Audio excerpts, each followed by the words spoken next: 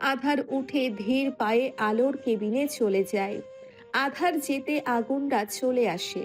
এই রাত্রি সবার থেকে সব শুনে কান্নায় ভেঙে পড়ে। সুমিকে জড়িয়ে ধরে কাঁদে। সুমিও কেঁদে দেয়। আগুন সাফওয়ানকে বলে, সাবান, আমি একবার আধারের সাথে দেখা করব, খুব দরকার। ওকে যান, তবে বেশি সময় থাকবেন না। সাফওয়ানের কাঁধে হাত দিয়ে চলে যায়। আধার আলোর রুমে ঢুকতে যাবে তখনই আগুন ওর কাঁধে হাত রাখে। আধার পিছনে ফিরে তাকায়। আগুন বলে, আমি সব খোঁজ নিয়েছি। আধারের চোখ মুখ শক্ত হয়ে যায়। গম্ভীর কণ্ঠে বলে, বল। আলোকে একটা ফেক কল করা হয়েছিল, আর বলা হয়েছিল তোর অ্যাক্সিডেন্ট হয়েছে, তাই ও তাড়াতাড়ি তোর কাছে আসতে গিয়ে ওর রাস্তায় আলোর গাড়ি ধাক্কা মারে। পুরোটা পিভট প্ল্যান ছিল। আলোকে মারার ভাগ্যের জোরে বেঁচে গেছে বলতে পারিস। এমন ঘটনা কারোর বাঁচার কথা না। আধারের চোখ রক্তের ন্যায় লাল হয়ে গেছে। মাথার শিরা উপশিরা ফুলে উঠেছে। গম্ভীর গলায় বলে, কাজটা কার খোঁজ নে, তাকে আমার ডেরায় নিয়ে আয়। হুম। আগুন চলে যায়। আধার নিজেকে সামলে রুমে ঢোকে। বিছানায় তার জান পাখি কত নিশ্চিত হয়ে ঘুমিয়ে আছে। আধারের দৃষ্টিতে আলোর পেটের দিকে। আধারের দৃষ্টি আলোর পেটের দিকে। আধার ধীর পায়ে আলোর কাছে গিয়ে ওর পেটে হাত রাখে। কাপড় সরিয়ে কিস করে, সাথে সাথে ওর চোখ থেকে কয়েকটা পানি গড়িয়ে পড়ে আলোর পেটে। আধার বিড়বিড় করে বলে, তুমি কোনোদিনও জানবে না জান পাখি, যে তোমার গর্ভে আমাদের ভালোবাসার জয়ের প্রথম রাতের চিহ্ন ছিল। আমি তোমাকে কোনোদিনও জানতে দিব না।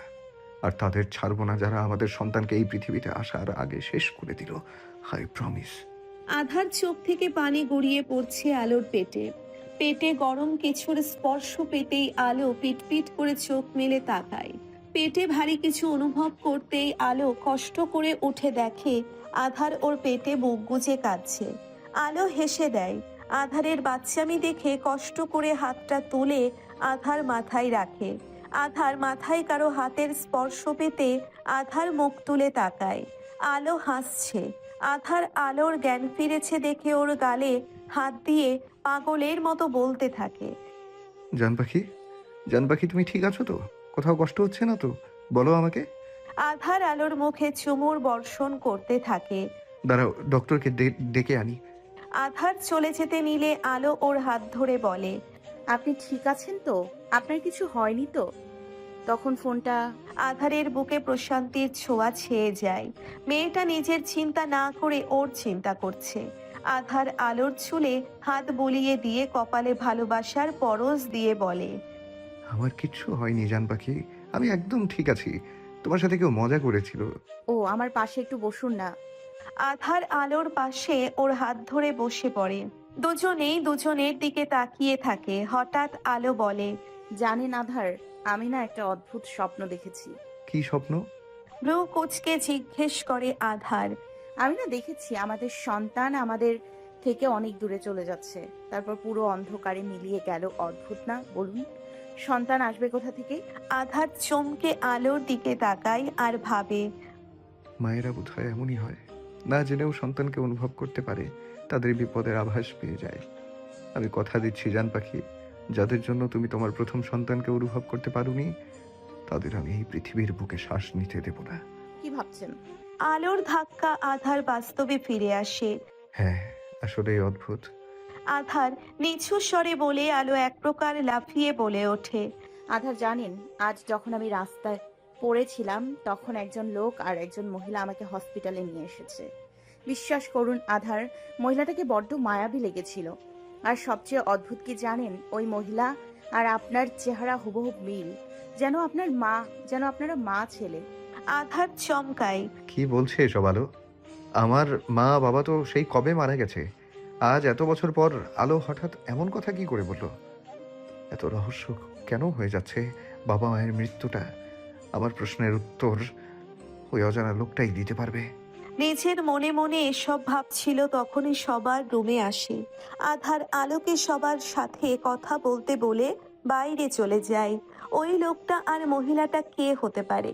আধার বাইরে আছে, সব খুঁজে বের করতে হবে ওকে। অনেক রহস্য লুকিয়ে আছে যা এবার টেনে বের করবে আকাশের দিকে তাকিয়ে একটা দীর্ঘশ্বাস ফেলে আধার আজ সব ঠিক থাকলে ওর জান পাখি আর ওর অনাগত সন্তানকে নিয়ে মেতে থাকতো। প্রকৃতি বড় নিষ্ঠুর, আধারের কাছে ছোটবেলায় ওর বাবা মাকে কেড়ে নিল, আর এখন ওদের ভালোবাসার চিহ্নকে। এসব ভেবে দুফোঁটা চোখের পানি গড়িয়ে পড়ে। এমন সময় শব্দ করে ওর ফোনটা বেজে ওঠে। আধার ফোন হাতে নিয়ে দেখে সেই অচেনা নম্বর থেকে কল এসেছে। আধার কল ধরে, কিন্তু ওপাশ থেকে কেউ কোনো কথা বলে না। আধার চুপ থাকে। অনেকক্ষণ চুপ থাকার পর আধার শব্দ করে। কে আপনি? সাথে সাথে ফোনটা কেটে যায়, যেন কেউ ওর গলার আওয়াজের অপেক্ষায় ছিল। আধারও কিছুটা অবাক হয়। আবার আবার একই নম্বরে কল করে, কিন্তু ফোনটা বন্ধ পায়। আধার একটা দীর্ঘশ্বাস ফেলে তখনই আবার কল আসে। এবার কলটা করেছে আগুন। আধার ফোনটা ধরতেই ওপাশ থেকে আগুন বলে, তোর কাছে যে নম্বরটা থেকে কল আসতো সেই নম্বরটা মিস্টার সিয়াম সুলতানের। আগুন বিজনেসম্যান হলেও একজন হোয়াইট হ্যাকার, যে শুধু আধারের জন্য কাজ করে। খুব প্রয়োজন ছাড়া আগুন হ্যাকিংয়ে প্রবেশ করে না। আধার এখন শিওর অনেক বড় মায়াজাল ওর চারপাশে ছড়িয়ে আছে। এতদিন চোখে পড়েনি, এখন পড়ছে। তাই তো ও খুঁজতে চায় সেই অচেনা লোককে, যে হয়তো ওর সব প্রশ্নের উত্তর দিতে পারবে। কে সিয়াম সুলতান? ভ্রু কুচকে জিজ্ঞেস করে আগুন আমতা আমতা করে বলে, তোর বাবার বেস্ট ফ্রেন্ড পুলিশ কমিশনার সিয়াম সুলতানা। কিন্তু 22 বছর আগে আঙ্কেল আন্টির মৃত্যুর সময় সে ঘায়েল হয়ে যায়। আধার থমকে যায়। ভ্রু জোড়া কুচকে এলো। তার বাবার বেস্ট ফ্রেন্ড এত বছর পর হঠাৎ করে কোথা থেকে এলো, সে তো এসব ব্যাপারে জানতো না। আধার কল কেটে দেয়। মাথায় এখন অনেক কথা ঘোরাঘুরি করছে। কিছু একটা ভেবে এখন এসব কথা মাথা থেকে বের করে দেয়। এখন তার জান পাখিকে নিয়ে ভাবতে হবে। তাকে আগে সুস্থ করে তুলতে হবে, তারপর এসব নিয়ে ভাববে সে। মন থেকে একটা দীর্ঘশ্বাস বের হয়, কিন্তু সে এমনি সব ছেড়ে দিবে না। তাড়াতাড়ি ফোন বের করে কল করে ওর একজন লোককে। হ্যালো, একটা কাজ আছে তোমার জন্য। জি স্যার, বলুন। পুলিশ কমিশনার সিয়াম সুলতান হঠাৎ কোথায় গেল, তার পরিবার কি হয়েছিল, 22 বছর আগে কি হয়েছিল, উনি কোথায় চলে গেল, সব খোঁজ নিয়ে জানাও। Okay sir. আধার ফোন কেটে হাসপাতালের ভিতরে যাওয়ার জন্যে পা বাড়ায়। তখনই দেখে ওর দাদু আর চাচ্ছু এসেছে। আধারের কপালে চিন্তার ভাঁজ পড়ে। ও আলোর বিষয়ে ওই বাড়িতে কিছুই জানায়নি, তাহলে জানলো কি করে? আধারের কাছে আসতেই আধার জিজ্ঞেস করে, তোমরা এখানে? তুই একবারও জানালি না যে আলো দিদি ভাই এর এমন অবস্থা? আধারের কথা শেষ করতে না দিয়ে রাইহান চৌধুরী বলেন। চল ভিতরে গিয়ে বৌমাকে দেখে আসি। বলেই রাইহান চৌধুরী আর আলতাফ চৌধুরী ভিতরে চলে যায়। আধার সেদিকে তাকিয়ে কিছু একটা ভেবে দ্রুত পায়ে আলোর কেবিনের দিকে যায়। আধার আলোর অ্যাক্সিডেন্টের পর আর কাউকে বিশ্বাস করতে পারছে না। এমনকি তার নিজের দাদু আর চাচ্ছু কেউ না। আধার কেবিনে ঢুকে দেখে ওর দাদু আলোর মাথায় হাত বুলিয়ে দিচ্ছে। আধার চুপচাপ গিয়ে আলোর পাশে দাঁড়ায়। আলতাফ চৌধুরী আর রাইহান চৌধুরী আলোর সাথে কিছু কথা বলে বেরিয়ে যায়। ডক্টর এসে আলোকে চেক আপ করে যায়। পরের দিন আধার ডক্টরকে বলে আলোকে আজই নিয়ে যাবে। ও কোনো রিস্ক নিতে চায় না। ডক্টর প্রথম তো রাজি হচ্ছিল না, কিন্তু আধারের জেদ আর ধমকে রাজি হয়ে যায়। আধার আলোর সাথে ওর মাকেও নিয়ে যাবে। আধার সব সময় আলোর সাথে থাকবে না, বাইরের কাউকেও বিশ্বাস করে না, তাই বেস্ট অপশন আলোর মা। আলোকে নিয়ে আধার বাসায় আসে। আলোর পায়ে ফ্র্যাকচার হওয়ার জন্যে আলোকে কোলে করেই রুমে নিয়ে আসে। বিছানায় বসিয়ে দিয়ে কড়া গলায় বলে, আমার অনুমতি বিনা 1 ইঞ্চিও নড়বে না, না হলে থাপড়িয়ে গাল লাল করে দিব। এমনি তোমার অনেক শাস্তি বাকি আছে, ভেবো না অসুস্থ বলে পার পেয়ে যাবে।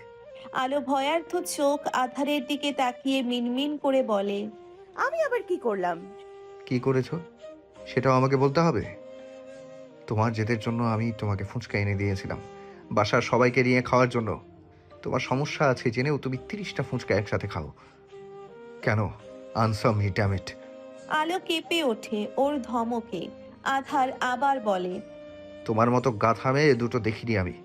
একজন বললো আর তুমি ছুটলে তার কথা বিশ্বাস করে। আজ তোমার কিছু হলে আমি কি করে বাঁচতাম বলো?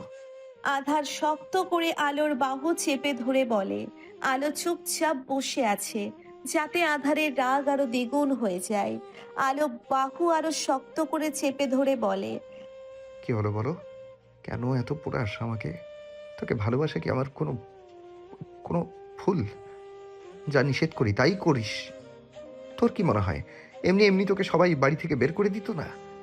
না, আমার আদেশ ছিল। তোকে আমার থেকে কেড়ে নেওয়ার জন্য সবাই উঠে পড়ে লেগেছে। কেন বুঝিস না? বাবা মাকে সেই কবে হারিয়েছি। তোকে হারালে আমি বাঁচবো না, শেষ হয়ে যাব। আধার বলতে বলতে আলোর পেটে নেমে আসে। আলো বুঝতে পারলো নিশ্চিত কোনো সমস্যা হয়েছে, আর সেটা খুব বড়। আলো ওর পেটে ভেজা অনুভব করতেই আলো বুঝতে পারে আধার কাঁদছে। আলোর মন অনুতাপে ভরে ওঠে। সত্যি তো আমি মানুষটাকে শুধু কষ্টই দিই। এরপর থেকে ওনার কথার অবাধ্য হব না। মনে মনে ভেবে আধারের মাথায় হাত রাখে। প্রেয়সীর হাতের কোমল ছোঁয়া পেয়ে আধার আলোকে আরো শক্ত করে জড়িয়ে ধরে। তারপর ওর পেটে গভীরভাবে ঠোঁট ছোঁয়ায়। আলো আধারের মাথায় ঠোঁট ছুঁয়ে বলে, সরি, আর কখনো আপনার কথার অবাধ্য হব না, প্রমিস। আধার কিছু বলে না। দুজনেই অনেকক্ষণ ওভাবে থাকে। তারপর আধার উঠে বলে, তোমার খাবারের সময় হয়ে গেছে। আমি আম্মুকে বলছি খাবার নিয়ে আসতে। আলো মাথা নাড়ায়। আধার চলে যায়। আধার আলোর মাকে একা ডেকে বলে, আম্মু, আমি আপনাকে কিছু কথা বলবো, প্লিজ মন দিয়ে শুনবেন। এর সাথে আলোর সেফটি জড়িয়ে আছে। কি কথা বাবু? আম্মু, আমি যখন বাসায় থাকবো না তখন আপনি সবসময় ওর সাথে থাকবেন। আর আপনি ছাড়া কেউ ওর খাবার যেন না বানায়। এই 1 মাস আপনি সে সব খেয়াল রাখবেন। পারবেন তো? এমন কি বলছিস বাবু? নিজের সন্তানকে রক্ষা করতে মা সব পারে, তারপরও মেয়েটা এটা জানতে পারলো না ও নিজের সন্তান। সাদিয়া বেগম আর কিচ্ছু বলার আগে আধার তাকে থামিয়ে দিয়ে গম্ভীর গলায় বলে, আম্মু, এ কথা যেন আর না শুনি, ভুলে যান। সাদিয়া বেগমও আর কিচ্ছু বলে না। আধার আলোর জন্য স্যুপ বানাতে বলে চলে যায়। সাদিয়া বেগমও কাজে লেগে পড়ে। আধার ফোনে কিছুক্ষণ কথা বলে। তারপর সাদিয়া বেগমের কাছে এসে আলোর খাবার নিয়ে রুমে চলে যায়। আলো ফোনে কারোর সাথে কথা বলছে আর হাসাহাসি করছে। আধার খাবারের ট্রে রেখে জামা কাপড় নিয়ে ওয়াশরুমে চলে যায় ফ্রেশ হতে। কিছুক্ষণ পর ফ্রেশ হয়ে এসে দেখে আলো এখনো কানে ফোন ধরে বসে আছে। আধার গিয়ে টান মেরে ফোনটা নিয়ে কল কেটে দেয়। আলো আধারের দিকে তাকিয়ে থাকে। ফোনটা কাটলেন কেন? এত কথা কার সাথে বলা হচ্ছে?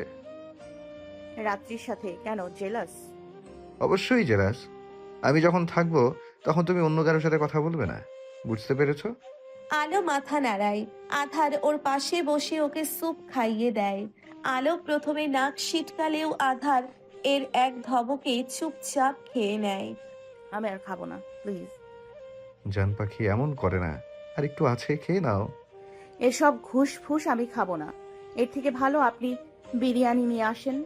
না, ডক্টর তোমাকে 1 মাস অয়েলি খাবার বা ভারী খাবার খেতে নিষেধ করেছে। অদ্ভুত, পেয়েছি পায়ে ব্যথা, তার জন্য ওসব খাবার কেন খাওয়াবেন? ভ্রু কুচকে জিজ্ঞেস করে। আধার ওর দিকে গরম চোখে তাকিয়ে বলে, ডক্টর তুমি না, যে তোমাকে অপারেট করেছে সে? আলো কাছুমাছু মুখ করে বলে, যে আমাকে অপারেট করেছে সে। তাহলে তার থেকে কি তুমি বেশি বুঝো? না। চুপচাপ পুরোটা শেষ করো, আমি ওষুধ নিয়ে আসি। আধার আলোকে সুপের বাটি ধরিয়ে দিয়ে চলে যায়। ভুলে ঔষধ নিচে রেখে এসেছে। আধার চলে যেতেই আলো চোখ মুখ কুচকে নেয় আর বলে, হাসছে এসব ঘাস ফুসি। এতটা খেয়েছি, সেটাই এই ঘাস ফুসের স্বাদ কপালের ভাগ্য। কথায় আছে না, হাতি গর্তে পড়লে চামচিকাতেও লাথি মারে। খাবো না আমি এসব। বলেই যতটুকু স্যুপ ছিল সবটুকু খাটের পিছনে ফেলে দেয়। তারপর সুন্দর বাচ্চাদের মতো বাটিতে ট্রেতে রেখে দেয় আর এমন ভাব ধরে যেন পুরো স্যুপটা ও খেয়ে ফেলেছে। আধার ঔষধ নিয়ে এসে দেখে স্যুপের বাটি খালি। ও ভেবেছিল আলো স্যুপ নিয়ে বসে থাকবে, কিন্তু স্যুপের বাটি খালি দেখে ভ্রু কুচকে সেদিকে তাকিয়ে থাকে। আবার আলোর দিকে তাকায়। আলো ইনোসেন্ট ফেস নিয়ে বসে থাকে। আধার আর কিচ্ছু না বলে ওকে ঔষধ খাইয়ে চলে যায়।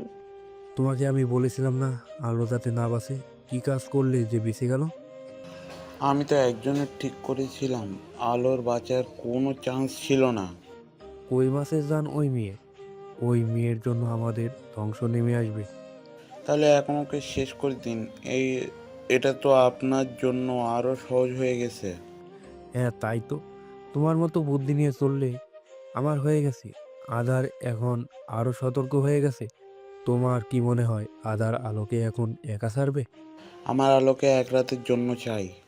অর্ক ফট করে বলে ওঠে। লোকটা ওর দিকে অগ্নি দৃষ্টিতে তাকিয়ে বলে। আমার মেয়ের সাথে ধোঁকা করার চেষ্টাও করবে না। অর্ক তাচ্ছিল্য হেসে বলে। আপনার মুখ থেকে ধোঁকা শব্দ মানায় না শ্বশুর বাবা। যে নিজের স্ত্রীর সামনে, নিজের প্রেমিকার সামনে শারীরিক মিলন করতে পারে তার মুখে এসব মানায় না। তাছাড়া আপনার মেয়ে কি ধোয়া তুলসীর পাতা? লোকটা চিৎকার করে বলে। অর্ক, চেঁচিয়ে লাভ নেই, আপনার ব্যাপারে সব আমার জানা। আর সোনালিও তো আপনার অবৈধ সন্তান। কথাগুলো বলে অর্ক চলে যায়। লোকটা রাগে গজগজ করতে থাকে, রুমে থাকা সমস্ত জিনিস ভাঙচুর করতে থাকে। তারপর কিছু ভেবে কুটিল হাসি দেয় আর বলে। এবার আধার আর আলোকে দূরে সরাতে কেউ আটকাতে পারবে না। এত সহজ আধার আর আলোকে আলাদা করা? এরা একে অপরের পরিপূরক মৃত্যু ছাড়া এদের আলাদা করা যাবে না। দেখতে দেখতে 1 মাস চলে গেছে। এই 1 মাসে আধার আলোর পুরো খেয়াল রেখেছে। আলোর জন্য 1 মাসের সমস্ত মিটিং ক্যান্সেল করেছে।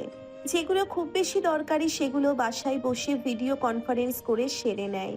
কিন্তু এটা আলোর জন্যে খুব একটা সুখকর না। সারাদিন বাসায় বসে বসে আধার ওকে জ্বালিয়ে মারে। সকালে আলো একটু একটু করে লাঠির ওপর ভর করে হাঁটার চেষ্টা করছে, কিন্তু তেমন ভাবে পাচ্ছে না। হঠাৎ আধার ওর লাঠি টেনে নেয়। আলো পড়ে যেতে নিলেই আধার ওকে ধরে ফেলে। কি হলো এটা? এবার এটা ছাড়া হাঁটার চেষ্টা করো, আমি আছি তোমার পেছনে। তুমি 1 মাস অফিসে যাও না, এইতে অফিসের ক্ষতি হচ্ছে না? আমি এখন মোটামুটি ঠিক আছি। তোমাকে এত ভাবতে হবে না, আমি সব সামলে নিব। এবার হাঁটার চেষ্টা করো। আলো আর কথা না বলে একা একা হাঁটার চেষ্টা করে। যদিও আজ থেকে না, আরো আগ থেকে রোজ আধার ওকে হাঁটায়। আরো সফলও হয়েছে। হাঁটতে পারে, তবে তত ভালো মতো না। একটু কষ্ট হয়। আলো আস্তে আস্তে হাঁটতে থাকে। তখন আলোর মা আসে ওদের কাছে। বাহ, এখন তো দেখছি পুরো সুস্থ হয়ে গেছে আমার মেয়েটা। আমার আর চিন্তা নেই। বাড়ি থেকে কল আসছে, এবার আমাকে যেতে হবে। কিন্তু আম্মু, এত তাড়াতাড়ি আর কিছুদিন থেকে যান না। হ্যাঁ আম্মু, উনি ঠিক বলেছে, আর কিছুদিন থেকে যাও। এতদিন তো শুধু সেবাই করলে। মেয়েকে সেবা করতে কি কষ্ট হয় নাকি? পাগল মেয়ে। আলোর গালে হাত রেখে বলে। তাও আম্মু। না বাবু, তোরা আসিস সময় করে। আচ্ছা ঠিক আছে, আপনাকে গাড়ি করে পাঠিয়ে দেব। মিসেস সাদিয়া দুজনের মাথায় হাত বুলিয়ে চলে যায়। রাতে আধার আলোকে নিজের হাতে খাইয়ে দেয়। তারপর নিজেও খেয়ে নেয়। আলোকে শুইয়ে দিয়ে আধার নিচে পানি নিতে চায়। যদিও আলোর কাজ, কিন্তু এই 1 মাস ওটা আধারের কাজ হয়ে গেছে। যদিও আলো এগুলো বেশ এনজয় করে, যেমন রোজ বিছানা গোছানো, পানি নিয়ে আসা, এমন সব কাজ আধারই করে। আধার জীবনে এমন কাজ করেনি। ওর সব কাজ সার্ভেন্টরা করে দিত। কিন্তু যেদিন থেকে আলো বউ হয়ে এসেছে, আধারের ঘরে অনুমতি বিনা সবার প্রবেশ নিষেধ করে দিয়েছে। আলো আধারের বুকে মাথা রেখে শুয়ে পড়ে। আলো ঘুমোচ্ছে না দেখে আধার জিজ্ঞেস করে। কি হয়েছে জান পাখি, ঘুমাচ্ছ না কেন? আলো আধারের গেঞ্জির বোতাম ঘোরাতে ঘোরাতে বলল। এমনি ভালো লাগছে না। আধার আলোর মাথায় কিস করে বলে। কি হয়েছে বলো আমাকে, কিছু জানতে চাও? আলো আধারের বুক থেকে মাথা তুলে বিড়ালের মতো চেয়ে বলে। আপনি আমার মনের কথা কি করে বুঝে যান বলুন তো? আধার মুচকি হাসি দিয়ে আলোর ঘাড় ধরে টেনে নিজের মুখের সামনে এনে ঠোঁটে হালকা কিস করে বলে। আমি না জানলে কে জানবে জান পাখি, বলো কি জানতে চাও? আলো অনেকক্ষণ ধরে আমতা আমতা করে বলে। আপনি তখন বলেছিলেন আমাদের সবাই আলাদা করতে চাচ্ছে। কেন বলেছিলেন এমন? আধার আলোর দিকে তাকিয়ে থাকে কিছুক্ষণ, তারপর গম্ভীর গলায় বলে। তুমি সত্যি সব জানতে চাও? আলো মাথায় নাড়িয়ে হ্যাঁ বলে।